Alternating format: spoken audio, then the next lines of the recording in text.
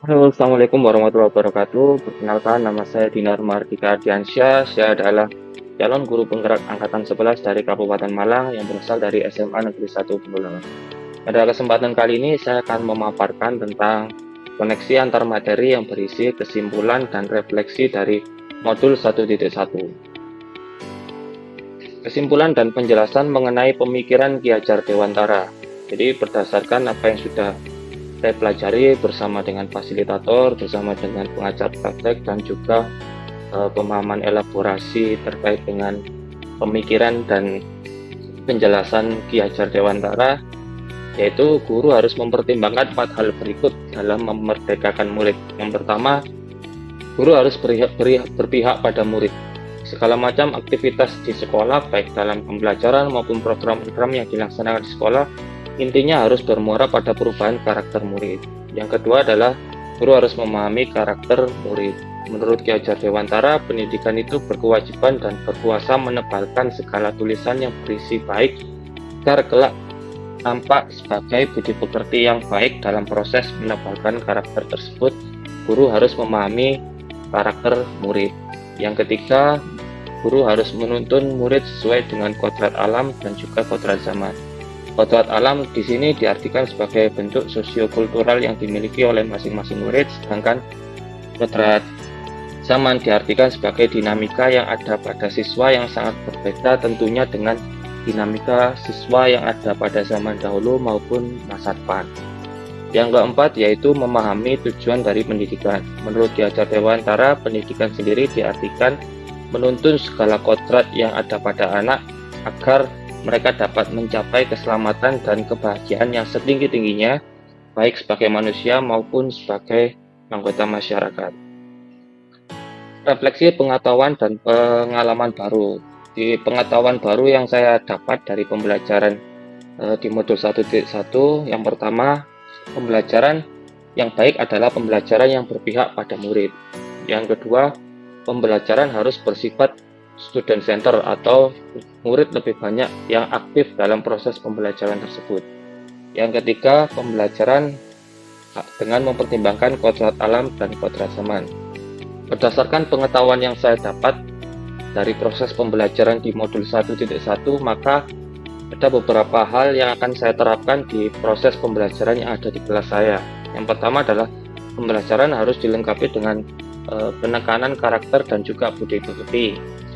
Yang kedua, pembelajaran berdiferensiasi tentang memahami gaya belajar, karakter, dan bahan ajar maupun evaluasi yang menekankan pada perbedaan masing-masing siswa yang memiliki karakter yang unik atau sendiri-sendiri.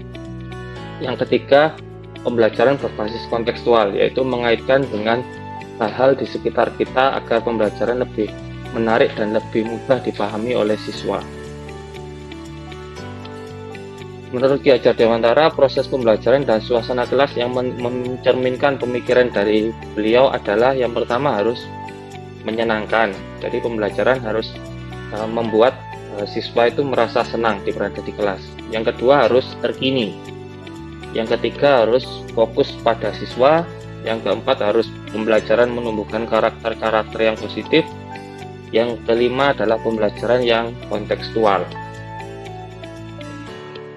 Berikutnya, apa yang Anda percaya tentang murid dan pembelajaran di kelas Anda sebelum mempelajari modul 1.1? Yang pertama, saya merasa pembelajaran masih bersifat teacher center atau lebih banyak guru yang aktif daripada siswa yang aktif. Yang kedua, mungkin masih memiliki motivasi yang rendah.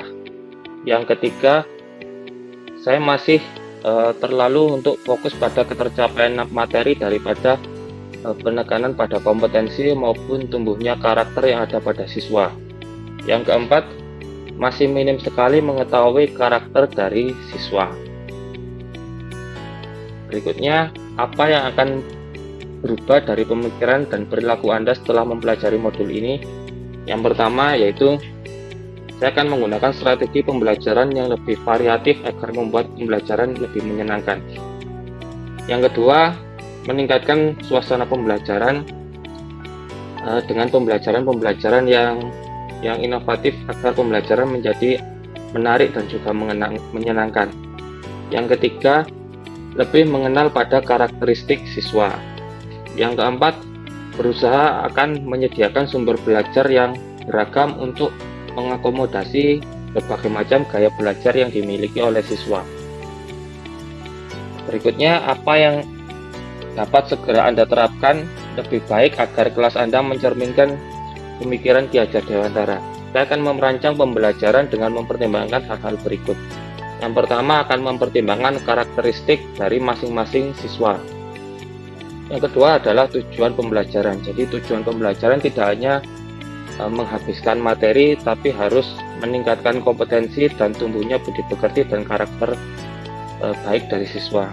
Yang ketiga, akan berusaha untuk mengaitkan pembelajaran dengan budaya-budaya lokal sesuai dengan konteks sosiokultural di masing-masing daerah. Yang keempat, akan berusaha untuk meningkatkan tumbuhnya budi pekerti yang dimiliki oleh siswa. Terima kasih. Sekian pemaparan dari saya. Selamat sore. Assalamualaikum warahmatullahi wabarakatuh.